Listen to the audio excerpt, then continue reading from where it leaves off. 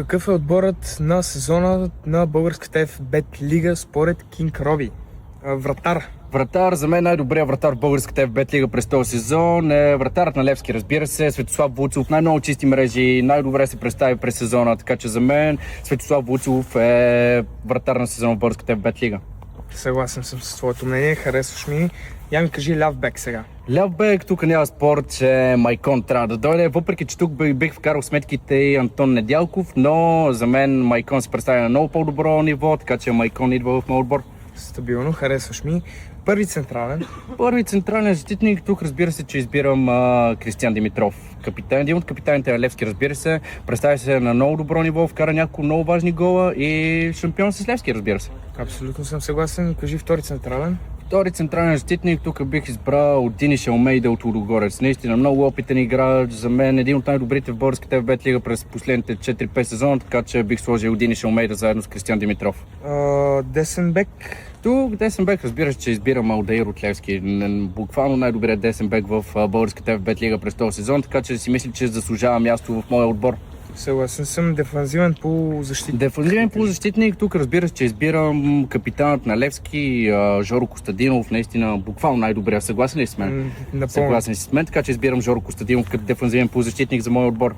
Не случайно сме тук. На тази буква прекрасна.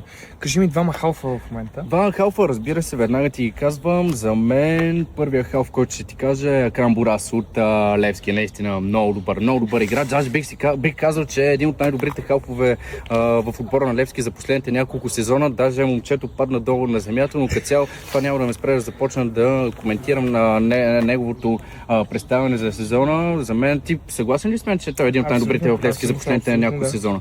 Абсолютно. Така че това е Акрам Бурас, би го сложил заедно с Жоро Костадинов в халфовата линия. И вече за другия халф, тук бих сложил Станич, разбира се. Станич от Лудогорец, наистина буквално най-добрият халф. Един от най-добрите халфове в българската FBET лига, в Европа също направи фурор с Лудогорец, така че бих сложил Станич, Бурас и Жоро Костадинов в халфовата линия. Станич, извинявам, ще те прекъсна, обаче тук искам мнение от нашия оператор, моят заместник в момента. Искам да изкажеш мнението. Добър е, той е голмайстор на Лига Европа все пак. Добре, знаеш ли каква е разликата между 6-7 и 7-8? Ляво крило.